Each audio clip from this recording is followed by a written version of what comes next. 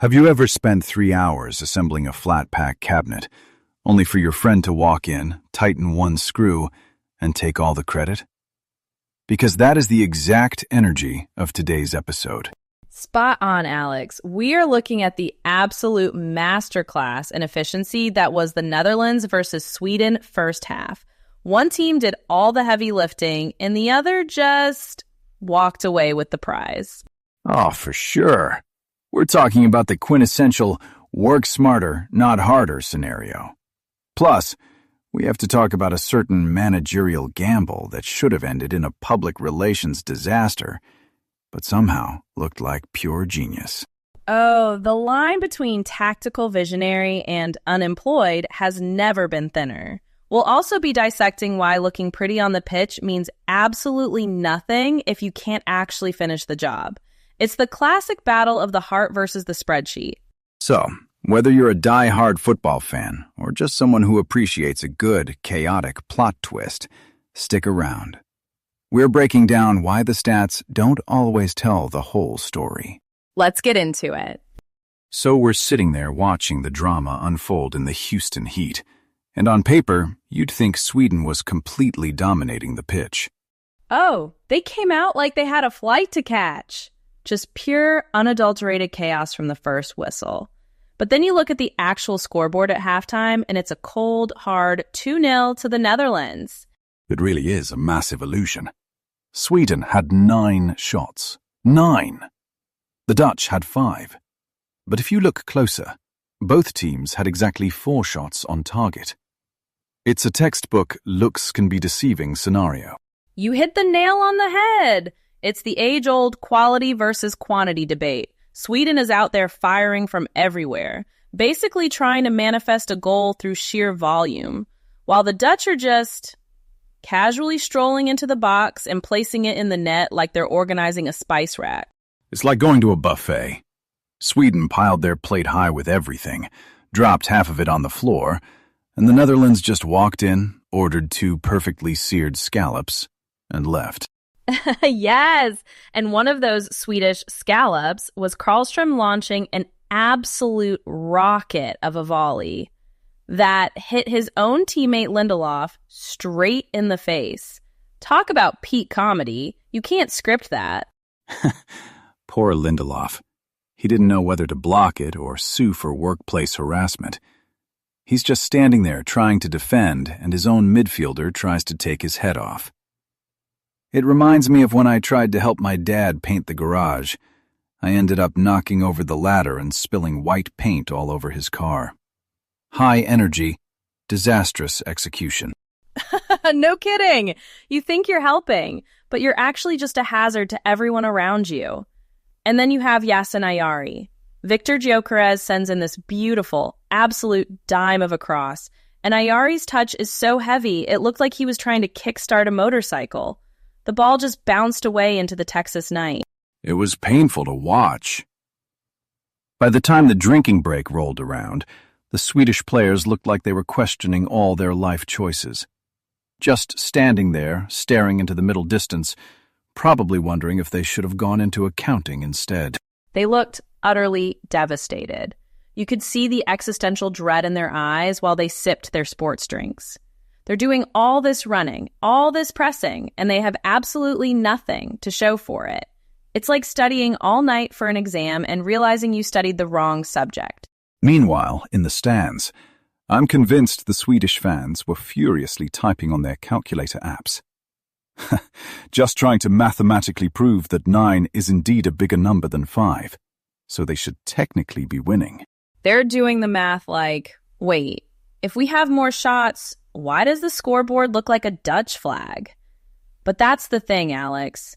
The Dutch midfield was just playing a completely different sport. They weren't even playing soccer. They were playing keep away with a masterclass in geometry. No question. Frankie de Jong, Ryan Gravenberg, and Tijani Reinders. They didn't just control the midfield. They practically owned the deed to it. 59% possession, and they barely looked like they were sweating. It was like they were playing in slow motion, while Sweden was on fast forward. It was hypnotic. Gravenberch was just gliding past people. De Jong was playing chess while the Swedes were playing Hungry Hungry Hippos. They just completely starved Sweden of any meaningful rhythm. It's like they had an extra gear that Sweden didn't even know existed. Every pass was crisp, every movement was calculated. It's that trademark Dutch composure. They don't panic. They just pass, move, and wait for you to make a mistake. And when Sweden did, they punished them instantly. It's almost cruel, honestly. Sweden is working so hard, running themselves into the ground in that humid Houston air, and the Dutch are just playing keep away in the park. It really shows the difference between a team that's desperately hoping for a breakthrough and a team that's just executing a plan with surgical precision. It's the difference between throwing paint at a canvas and hoping it looks like art versus actually painting a masterpiece. Sweden had the passion, but the Netherlands had the blueprint. It really makes you wonder how much of this was pure luck, or if it was all part of a much bigger, riskier plan from the manager's office. Without a doubt, and that high-wire act is precisely what brings us straight to Ronald Koeman's high-stakes game of musical chairs. If you want to understand the sheer, unadulterated audacity of international football management, you don't look at the tactics board. You look at Ronald Koeman's face when he decides to bench his star players. The man has the poker face of a statue, but underneath he is playing 4D chess with people's careers. Oh, it was sheer madness. When that starting lineup dropped, the internet collectively gasped. No Memphis Depay, no Crescencio Somerville, in a crucial match? I thought my phone was going to melt from the heat of the social media meltdown. I can just picture Koeman in the locker room before the match. He walks up to Memphis, looks him dead in the eye and says, "Memphis, my friend, I love the headband. Truly, it is a work of art. It belongs in a museum. And today, that museum is the bench. Go sit down and look beautiful." No joke, that is probably exactly how it went. And the fans were not having it. Before kickoff, Dutch Twitter was a crime scene. People were genuinely mourning. The consensus was that Sweden was going to run over them like a Volvo over a cardboard box. They were calling Koeman a madman. But that is the beauty of the gamble. Instead of the established stars, he hands a first-ever World Cup start to Brian Brobbey. A kid who, let's be honest, probably still had that new car smell on his national team jersey. No pressure, Brian. Just go out there and lead the line for one of the most demanding football nations on earth. And what does he do? He doesn't just step up, he completely shatters the ceiling. 5 minutes in, Cody Gakpo delivers this beautiful pinpoint assist, and Brobbey just slots it home, 1-0. The stadium is still settling in, people are still buying their hot dogs, and Brobbey is already celebrating. And he wasn't done. 17 minutes in, Denzel Dumfries turns provider, puts it on a plate, and Brobbey doubles the lead. 2 goals in 17 minutes. It was like watching someone play a video game where they accidentally left the difficulty on amateur for the first quarter of an hour. It was unreal. But Alex, you have to look at the historical weight of what we just witnessed. This isn't just a good start. This is legendary. Scoring a brace within the opening 17 minutes of a World Cup match? In the last 40 years, only 2 other players have ever done that. Only 2? In 40 years? Okay, now I'm curious. Who are we talking about? Only Ronaldo, the original, R9, the phenomenon himself, back in 2002 against Costa Rica, and Lucas Podolski in 2006. And get this, Podolski did it against Sweden. Talk about poetic history repeating itself. Ronaldo, Podolski, and Brian Brobbey. That is not just an elite club. That is a VIP lounge with a velvet rope and a very exclusive guest list. I hope Brobbey gets that framed. Crazy, right? And the wild thing is, his second goal in that 17th minute was also the Netherlands' 100th goal in FIFA World Cup history.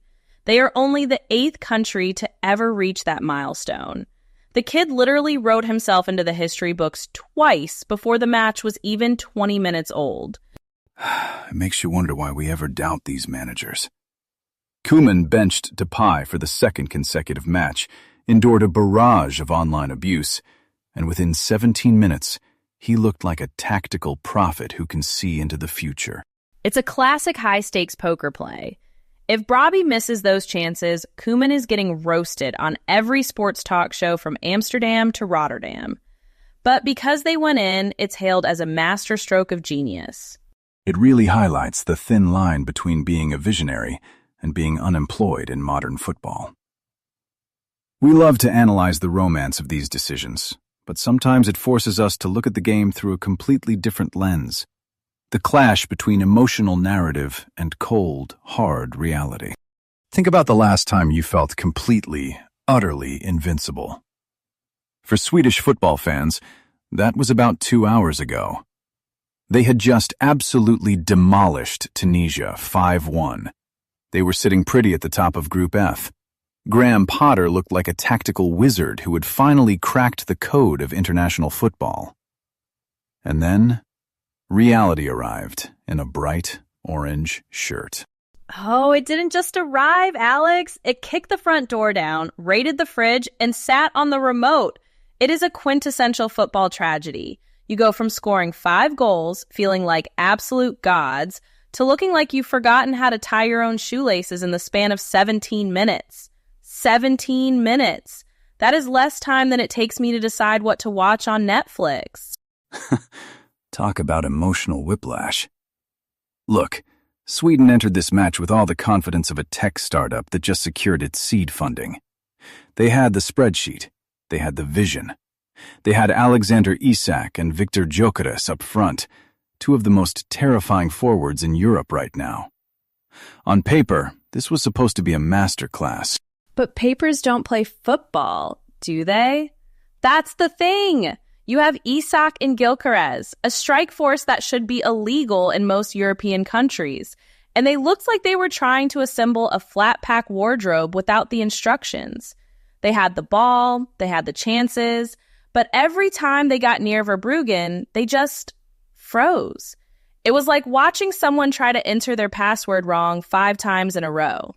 It's the psychology of the big stage. When you thrash a team 5-1, you start to believe your own hype. You think, we are beautiful.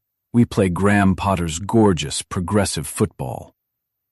I remember when I tried to build a brick pizza oven in my backyard. I watched 3 YouTube videos, bought the expensive Italian flour, and felt like a Michelin star chef before I even laid the first brick. Oh no, please tell me there was a fire. Worse, it collapsed on the first pizza. Because I focused on the aesthetic of the oven, rather than the structural integrity of the mortar. Sweden is currently playing pizza oven football. It looks great on Instagram, but the moment you put any heat on it, the whole thing crumbles. Yes, you've hit the nail on the head. Graham Potter probably spent the whole week drawing beautiful tactical diagrams, talking about spatial awareness and low blocks. And then the whistle blows, the Dutch press them once, and the whole plan just evaporates. It's like preparing a 5-course gourmet meal, and then someone walks in and just eats the raw ingredients out of the fridge. It's heartbreaking. It highlights a fundamental truth about high-stakes football. There is a massive difference between a team that plays to win and a team that plays hoping they don't lose. Sweden looked like they were waiting for the game to match their expectations. The Netherlands, on the other hand, were just cold. They didn't need to be beautiful. They just needed to be clinical. It's the difference between the heart and the spreadsheet, right? The spreadsheet says, look at these expected goals, look at the possession, but the heart is currently bleeding on the pitch because you're down 2-0 at halftime. I grew up watching teams that would play the most gorgeous, flowing football, only to lose to a team that had 1 shot on target from a deflected corner. It teaches you a very harsh lesson about life. It really does. It's like dating. You can have the perfect resume, the best conversation, the most beautiful hair. But if you can't close the deal, You're just a very nice friend who is currently losing 2-0. Ouch. Too real, Alex. Too real. But seriously, look at Isak. He's a world-class talent. He can glide past defenders like they aren't even there. But against Verbruggen, he looked human. The pressure of the moment, the weight of the Swedish expectation after that Tunisia game, it shrinks the goal. The net suddenly looks like a matchbox, and the goalkeeper looks like a giant. And that is where Graham Potter's real challenge lies. It's not tactical anymore. You can't draw a diagram to fix a bruised ego. When you get caught sleeping early in a game of this magnitude, the tactical plan goes out the window. It becomes about character. Yes, it's about grit. It's about who is willing to get their boots dirty. The Dutch didn't just outplay Sweden in that first half. They outthought them. They let Sweden have their little moments of possession, let them feel nice and comfortable, and then, bam, 2 quick punches, and Sweden is looking around wondering if anyone caught the license plate of that truck. It's a brutal reminder that in tournament football, hope is a very dangerous currency. Sweden spent all their hope in the first match, and they showed up to this one expecting a transaction. But the Netherlands only accept cold, hard execution. Hope is a dangerous currency. Look at you, getting all poetic. But you're right, you can't pay the rent with vibes. Sweden needs to find some ruthlessness in the second half, or they're going to be packing those beautiful flat pack bags much earlier than they thought. Indeed. It's the ultimate test of the spreadsheet versus the reality of the pitch. So, looking at this whole first half, it really feels like Sweden brought a beautiful, handcrafted mood board to a construction site, while the Dutch just showed up with a hammer and got straight to work. You've nailed it. The big takeaway here for the rest of the tournament is that aesthetic dominance is a trap. Sweden's high-volume, low-yield approach is a warning to every team. If you don't have that clinical edge in the box, possession is just empty calories. It's the defining so what of football. You can have all the style in the world, but if you can't finish, you're just doing cardio. Moving forward, how does Sweden actually fix this in the second half? They have to abandon the pretty build-up and get ugly. They need to test the Dutch keeper directly and stop trying to pass the ball into the net. For the Netherlands, the challenge is avoiding complacency. When you make dominance look this easy, it's easy to switch off. True, you don't want to get so comfortable in your slippers that you forget there's still 45 minutes of a physical battle left. Personally, I'm fascinated to see if Koeman's gamble keeps paying off, or if Sweden's pressure finally breaks the dam. It's a tactical chess match disguised as a physical brawl, and I am absolutely here for it. Let's see if Sweden can find their clinical boots, or if the Dutch masterclass continues. Well, that wraps up our halftime deep dive for this episode. To our listeners out there, whether you're playing beautiful, chaotic football or just grinding out the wins, make sure you're actually hitting the target. And maybe avoid kicking the ball directly into your own teammate.